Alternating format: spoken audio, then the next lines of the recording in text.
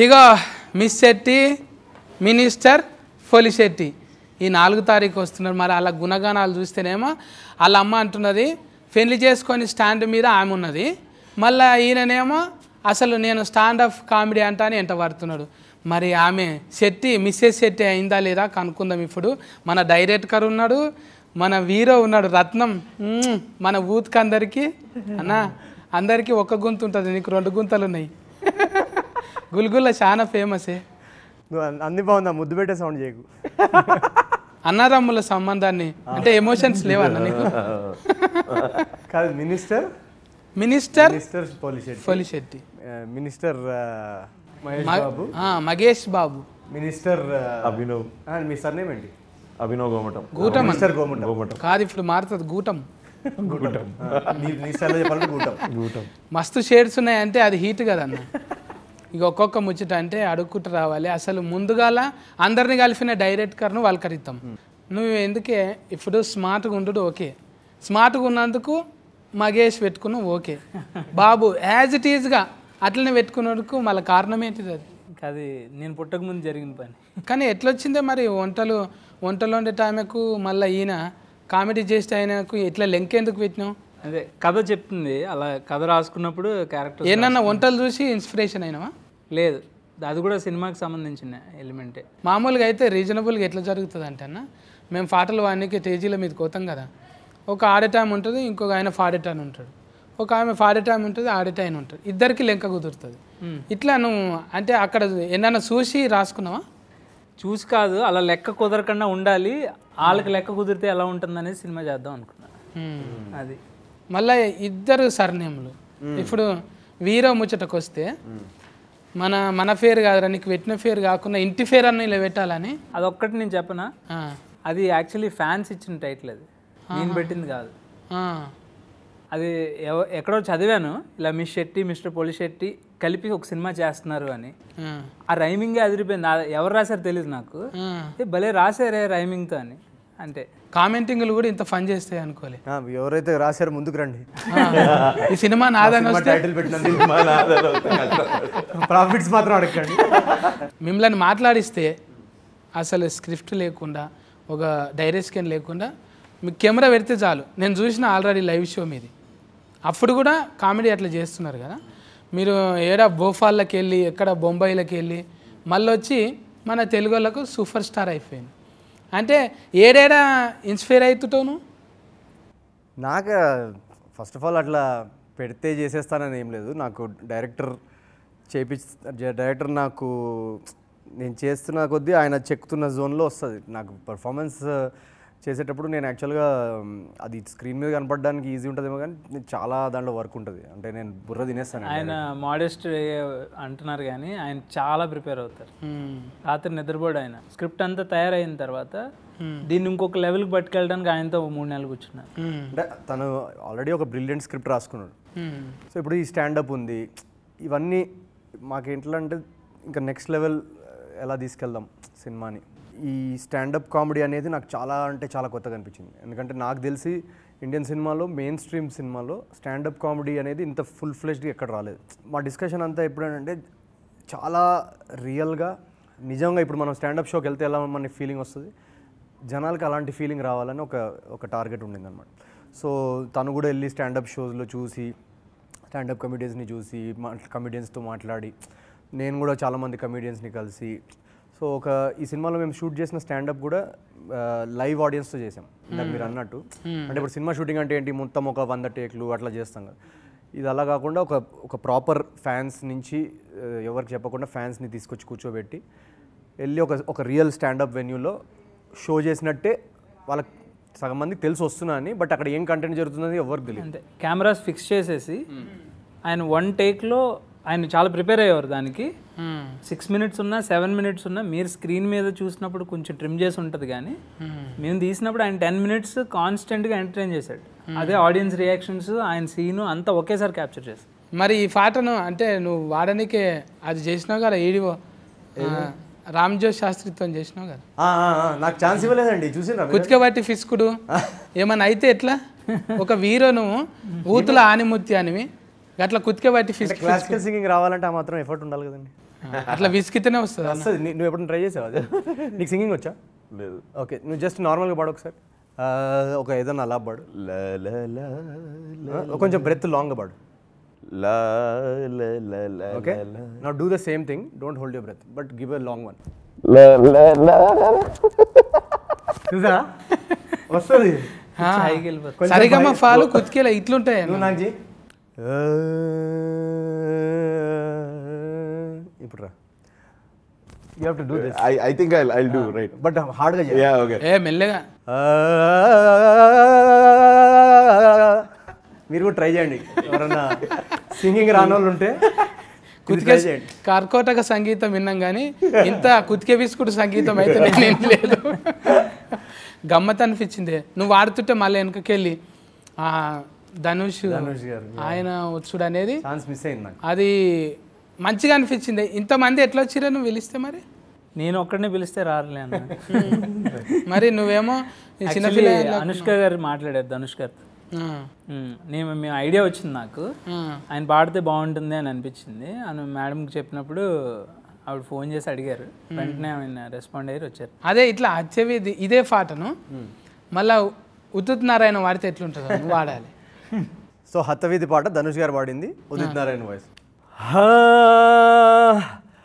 హే హే ఆహా హతవిధి ఏందిది ఊహలో లేనిది బుల్లిచి మా బతుకుపై బుల్డోజర్ అయినది. అది ఈ మధ్య ఊతులో ఒక బాగా కన్ఫ్యూజన్ ఉంది, పెళ్లి చేసుకోవాలా వద్దా. ఇప్పుడు మన పేరెంట్స్ జనరేషన్కి ఇప్పటికి ఇంకా కన్ఫ్యూజన్ పెరిగింది బాగా. అసలు మీకు పెళ్ళైందా? అయిపోయింది.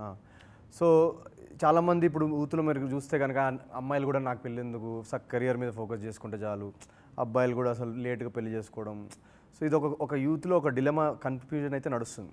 సో దాన్ని తను తీసుకొని ఒక వెరీ వెరీ ఫ్రెష్ ట్రీట్మెంట్తో ఒక హ్యూమరస్ ఇమోషనలీ స్ట్రాంగ్ ఉండి, అంటే యూత్కి వెంటనే చూడగానే సిద్ధులో వాళ్ళని చూసుకుంటారు, అన్వితాలో అమ్మాయిలు వాళ్ళని చూసుకుంటారు, వాళ్ళ ఫ్యామిలీస్ కానీ అంత రియల్. ఇవాళ మన డిలెమా ఏదైతే ఉందో దాన్నే ఒక full out and out entertainment and emotional message ఉంటూ చాలా బాగా రాసుకున్నాడు తన సబ్జెక్ట్.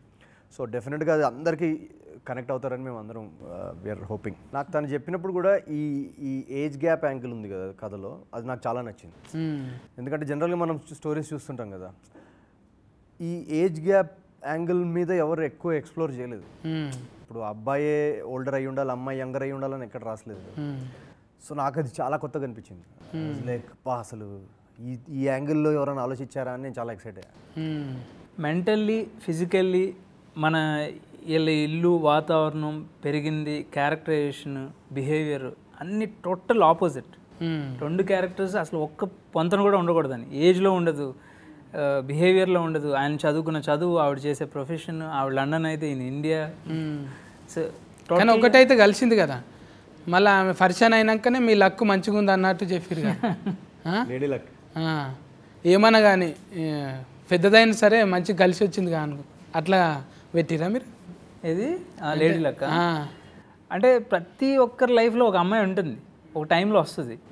ఆ వచ్చినప్పుడు అది టర్న్ అవుతుంది లైఫ్. కానీ ఏమో ఎల్డర్ ఉమెన్ టర్న్ అవుతుంది, అంటే గుడ్ ఆర్ బ్యాడ్ టర్న్ అయితే అవుతుంది. ఎల్డర్ ఉమెన్ అన్నావు కదా నీ back side. Elder women behind every successful man there is an elder women. మామూలుగా ప్రతి అబ్బాయి వెనకాల ఒక అమ్మాయి ఉంటుంది అని అన్నారు. ఈయన చెప్పిన డైలాగ్లో ఒక ప్రతి అబ్బాయి వెనకాల ఓ పెద్ద ఉంది అని అంటున్నాడు. అట్లనా, హీరోయిన్ అన్నట్టు. ఇంకా నువ్వు అంటే రిమిక్రీలు నీ అంత, ఇంకా మొన్న ఆల్రెడీ మన మల్లారెడ్డి కాలేజీలో కోతే కూడా ఏం చేసినామో అన్నావు, మళ్ళొక ఫార్ వీడియోలు చూసి వచ్చావు. అరే ఊకుంటారా, మనం ఊకున్నా కూడా షేరింగ్ కొడుతూనే ఉంటారుగా. ఎట్లొచ్చినాయి, ఏడుకెళ్ళొచ్చినాయి, నేనేమన్నా మాయ చేసినానా, నేనేమన్నా మంత్రం చేసినానా, కష్టపడ్డా. ఆయన చూస్తే మళ్ళీ ఆయన కూడా ట్యాగ్ చేయకండి. ఇంకా చెప్పుండే మీరు నిజంగా ఫన్నీగా మీకు లొకేషన్లా డైరెక్టర్కు మీకు ఏమైనా జరిగినాయా? మేము చాలా సిన్సియర్గా షూటింగ్ చేసాం. మాకు షూట్ టెన్షన్ ఉంటుంది ఆ రోజు. ఎట్లాగైనా ప్రతిరోజు ఈ సీన్ అద్దరిపోవాలనే సెన్స్లోనే. యాక్చువల్గా ఇది చాలా మంది అడుగుతారు, షూట్లో ఏమైనా ఫన్గా జరిగిందా, ఏమైనా చెప్తారేమని. అది యాక్చువల్గా షూట్లో ఫన్ ఎంజాయ్ అంటే సీన్ ఒకవేళ ఫన్ ఉందనుకోండి, ఆ సీన్లో ఫన్ ఎంజాయ్ చేయడం తప్ప సీన్ బయట కానీ షూట్ బయట కానీ ఫన్ చేయడానికి ఉండదు స్పేస్. అంతా ఇవాళ సీన్స్ అన్నీ కరెక్ట్ టైంకి అయిపోవాలి, ఎక్కడన్నా ఓవర్ షూట్ చేయకూడదు, మళ్ళీ అనుకున్న డైరెక్టర్కి అనుకున్న పర్ఫార్మెన్స్ రావాలి. ఇప్పుడు యాక్టర్స్ అన్నా కనీసం షార్ట్ చేసుకొని వెళ్ళిపోతారు.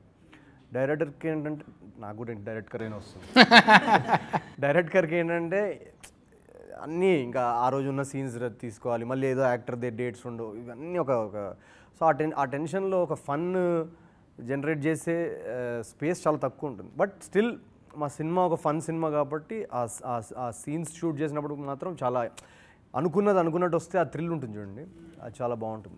నువ్వు బయటనే కష్టంగా ఉంటావేమో, కెమెరా పెట్టినప్పుడు నీకు ఇంకా ఈజీ. నాకు ఏది ఈజీ కాదు, నేను అన్నీ హార్డే కాదే. చాలా ఈజీ. నువ్వు 10 నిమిషాలు ఆపకుండా కొట్టేసినావు అంటే ఎవరున్నాడే? అంటే సిస్టమ్ మాత్రమే చేస్తుంది ఆ పని. సిస్టమా? సిస్టమ్లా నేను ఇప్పుడు నేను ఏఐ కాదు, నిజమే మొత్తం చూడు. సిస్టమ్ అంటే లేదు, ఏది ఈజీ కాదండి, అన్నీ హార్డే కదా అన్న. ఆయన అంటే ఒకటి ఆయన ఇన్బిల్డ్ స్కిల్ ఒకటి ఉంది, ఆ స్కిల్ని ఆయన ఎవ్రీ డే పాలిష్ చేస్తాడు. అది ఇంపార్టెంట్.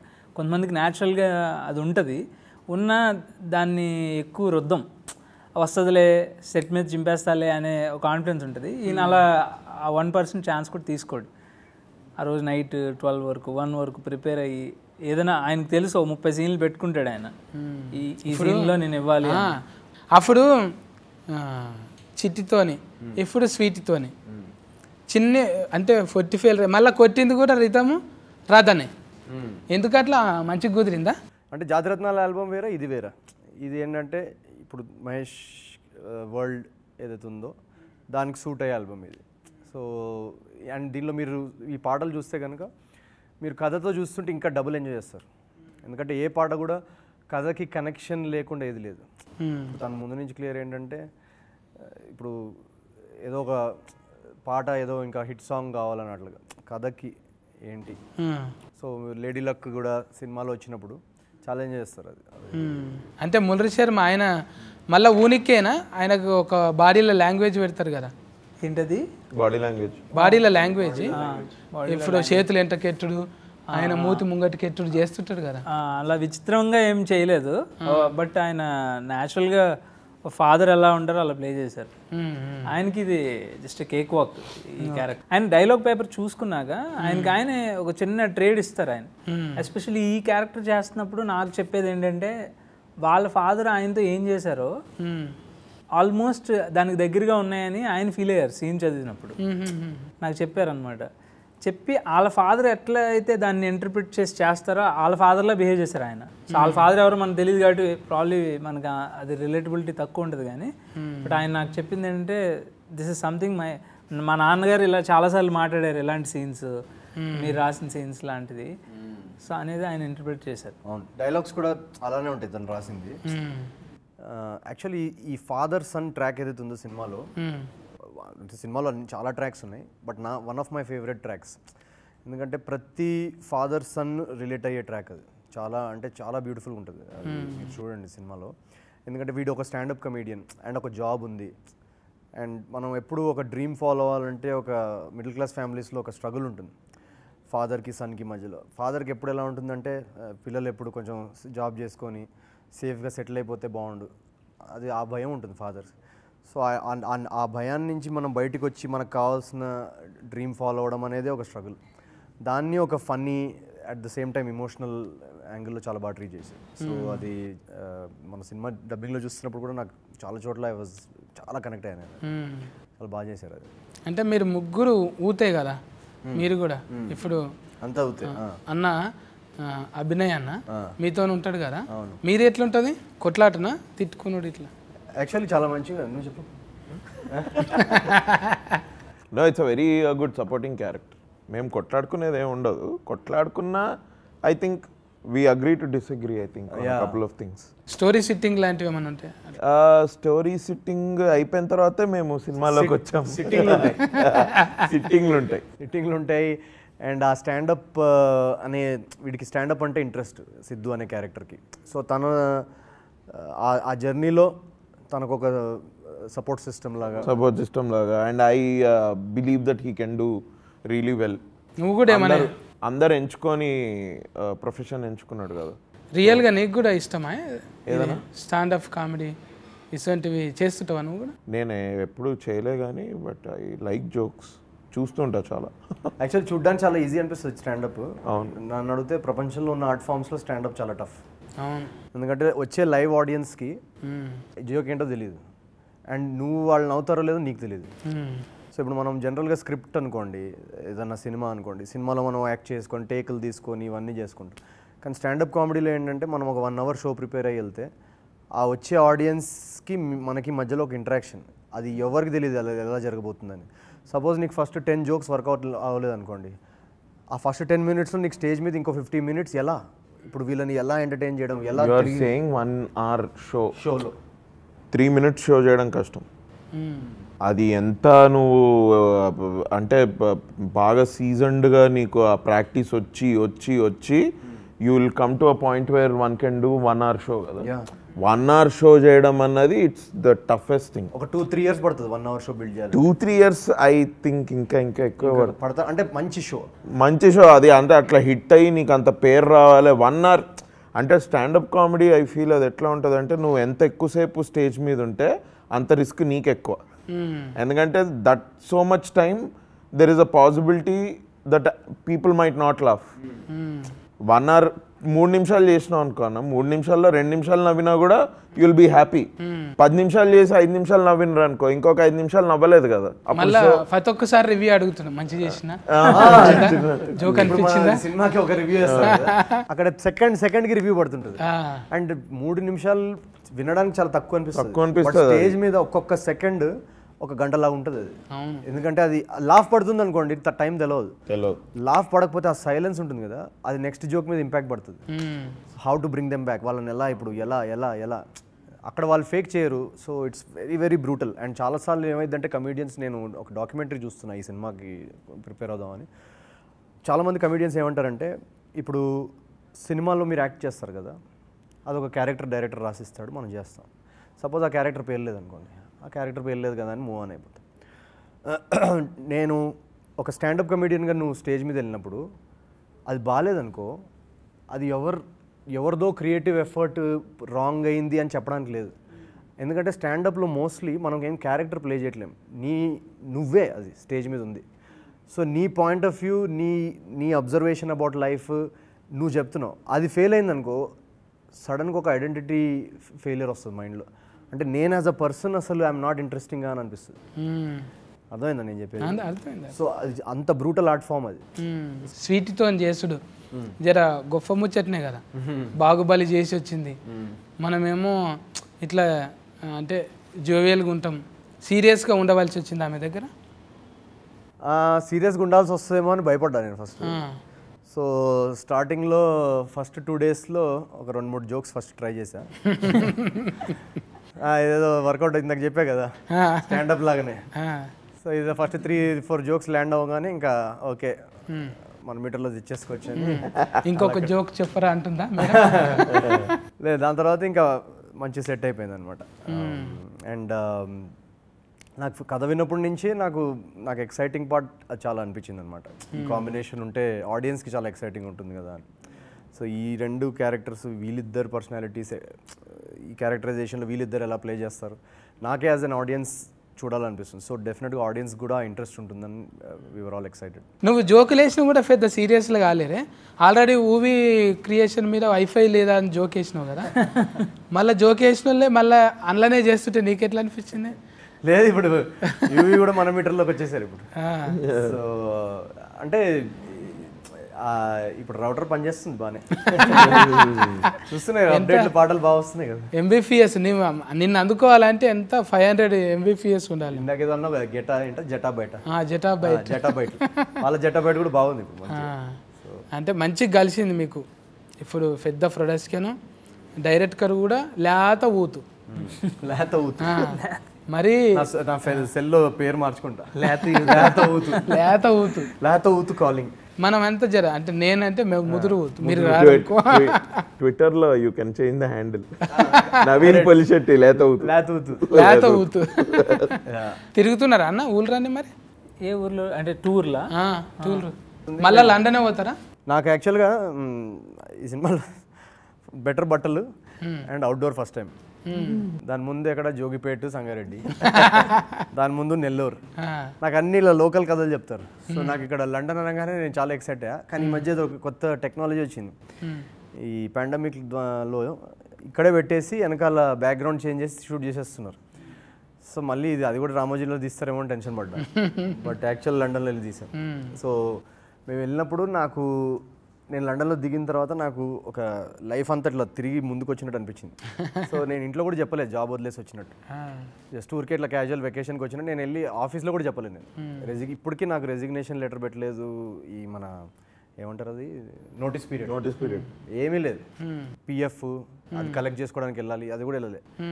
జస్ట్ అలా ఒకసారి ఇట్లా డిసైడ్ అయ్యా, ఫ్లైట్ తీసుకొని వచ్చేసా. సో తర్వాత మళ్ళీ వెళ్ళి లండన్లో షూట్ చేసినప్పుడు నాకు లైఫ్ సేమ్ అదే ప్లేస్కి వెళ్ళాను నేను. మా ఆఫీస్ అయితే ఎక్కడ ఉంటే. సో లైఫ్ అలా తిరిగి కొత్త ఫార్మాట్లో కొత్త వరల్డ్లో ఈసారి కిక్ చాలా హ్యాపీ అనిపించింది. ఇవన్నీ మాకు చెప్పలే అక్కడ. ఇంకా కెమెరా వాళ్ళు అందరినీ ఇక్కడ నీరవ్ షా గారు తమిళనాడు, ఆయన రాజీవన్ గారు ఆయన మలయాళీ బాగున్నాయి. బట్ గౌతమ్ మేనన్ గారి సినిమాలు అన్నీ చేస్తుంటారు, ఆర్ట్ డైరెక్షన్ వెరీ పాపులర్. ఇప్పుడు అంటే ఫస్ట్ టైంలో 4 భాషలలో వస్తుంది కదా నవీన్ అన్న. తెలుగు, తమిళము, మలయాళము, కన్నడము, ఇన్నిట్లా హిందీలో వస్తుందా? లేదు, హిందీలో 4 సౌత్ పాన్ సౌత్. అవును, 4 పాన్ ఎందుకులేండి, సౌత్ లాంగ్వేజెస్ లో రిలీజ్ అవుతుంది. డబ్లింగ్ కూడా చెప్పుకున్నావు వేరే భాష? డబ్లింగ్ నేను చెప్పలే, వేరే ఆయన చెప్పిండు డబ్లింగ్. ఎంత పెద్ద మాట అన్నాడు సార్. ఇది అట్లా అవుతుందేమో. మీరు డబ్లింగ్ అది చెప్పాలి. డబ్బింగ్ ఎక్స్పీరియన్స్ అంటే ఈయన చెప్పేసి వెళ్ళిపోయారు. బట్ ఈయన వాయిస్కి నేను మలయాళంలో, తమిళ్లో, కన్నడలో సెలెక్ట్ చేయటం ఉంటుంది చూడండి ప్రాసెస్. అసలు ఒక యాప్ వేసుకొని సిస్టమ్ కఫ్ చెప్పాలి. ఇది మనుషులకి మ్యాచ్ అవడం కాదా? ఈయన ఎనర్జీ, డబ్బింగ్ యాక్టింగ్ ఒకలా చేస్తారు, డబ్బింగ్ ఇంకొకలా చేస్తారు. ఈయన ఎనర్జీ పెంచుతారు అక్కడ, అది మ్యాచ్ అవడం కష్టం. టాకీస్ల కాడిపోయి మన నవీన్ అన్న ఇది కాకుండా ఇంకేమి ఇచ్చిండో చూడాలి మనం. స్వీటీ, అనుష్క గారు బాహుబలి తర్వాత ఐ థింక్ బాహుబలి తర్వాత ఇదే అనుకుంటా కదా ఆవిడ థియేట్రికల్ ఆర్ బాగిమతి బాహుబలి 2 తర్వాత అనుకుంటా. సో అండ్ జాతరత్నాల తర్వాత ఇదే మళ్ళీ నేను ఆడియన్స్ని కలుసుకోవడం. అండ్ తన ఒక this is technically his first dream project. మా ప్రొడ్యూసర్స్ కూడా ఇది ఒక చాలా ప్యాషన్ ప్రాజెక్ట్. అంటే ఇందాక మనం మాట్లాడుకుంటున్నట్టు కూడా ఎక్కడ ఆడియన్స్ డిసప్పాయింట్ అవ్వకూడదు అని టైం తీసుకొని చేసిన సినిమా ఇది. స్టార్ట్ టు ఫినిష్ ఏదన్నా బాగా రాకపోయినా మళ్ళీ దాన్ని ఒక 100 సార్లు ఆలోచించుకొని బాగా చేసి. సో అందరు టెక్నీషియన్స్ కానీ అందరూ ఒక 2-3 ఇయర్స్ ఇచ్చారు ఈ ప్రాజెక్ట్. సో ఇది అందరూ మా లైఫ్స్లో ఒక 2-3 ఇయర్స్. ఇది ఏదో సినిమా తీసేయాలి, ముందుకెళ్ళిపోవాలి, నెక్స్ట్ సినిమా చేసేయాలి అన్న జోన్లో కాదు. లైక్ ఇప్పుడు చాలామంది అడుగుతుంటారు, మీరు 2-3 ఫిల్మ్స్ ఎందుకు చేయలేదు జాతరత్నాల తర్వాత? ఎందుకంటే ఈ ప్రాజెక్ట్లో మేము అందరం అంత నమ్మాం. సో దీన్ని ఎలా అన్నా దీన్ని నెక్స్ట్ లెవెల్ తీసుకెళ్ళి ఆడియన్స్ ముందుకు తీసుకెళ్తే, ఎందుకంటే ఒక యావరేజ్ ఫ్యామిలీ ఈరోజు ఒక థియేటర్లో టికెట్ కొనుక్కొని వస్తే వాళ్ళ టికెట్కి మనం ఒక 10 టైమ్స్ ఎక్కువ ఎంటర్టైన్మెంట్ ఇవ్వాలి. సో ఆ ఇంటెన్స్ తోటి అట్ ద సేమ్ టైం ఒక మంచి కథ చెప్తున్నాడు. సో అన్ని ఫ్యాక్టర్స్ కుదిరినాయి ఈ సినిమాకి. అండ్ ఇప్పుడు ఆ స్టేజ్ ఏంటంటే ఈ 2-3 ఇయర్స్ మేము ఎక్సైట్ అవుతున్న రెస్పాన్స్ చూసే టైం ఇప్పుడు థియేటర్స్లో. సో అందరూ ఫ్యామిలీస్, ఫ్రెండ్స్ అందరు వచ్చి ఎంజాయ్ చేస్తారు. వాళ్ళు ఎంజాయ్ చేస్తుంటే చూడాలని ఉంది. డైరెక్టర్ గారు సినిమా ట్రైలర్ చూసి ఏదైతే అనుకుంటారో దానికన్నా 3 times 4 times ఇస్తుంది. బ్లాక్ బస్టర్ ఇస్తుంది. బ్లాక్ బస్టర్ ప్రిపేర్ అయ్యాము. మీ షేడ్లో మీరు చెప్పండి అన్న ఆడియన్స్కి. లేదు, it's a very good film. నేను all the while when I was working also it felt చాలా కొత్త యాంగిల్ ఉంది. ఆల్రెడీ అన్న చెప్పిండు 2-3 ఇయర్స్ ఇది ఒక మంచి పాండమిక్ లాగా గడిచింది. బట్ చాలా ఎంజాయ్ చేస్తారు. థ్యాంక్స్ కన్నా. అంటే నాకు నవీన్ అన్నతో ఇది రెండోసారి ముచ్చట, ఆయన కూడా ముద్దుగానే కొట్టింది, ఏడ బోరు కొట్టలే అన్న అభినయ్ అన్నతో కూడా. మీరే ఇయ్యాల అంటే ఇయ్యాల కొత్త కానీ మేము ముందు కలిసినామన్నా. థ్యాంక్స్ కన్నా. థ్యాంక్స్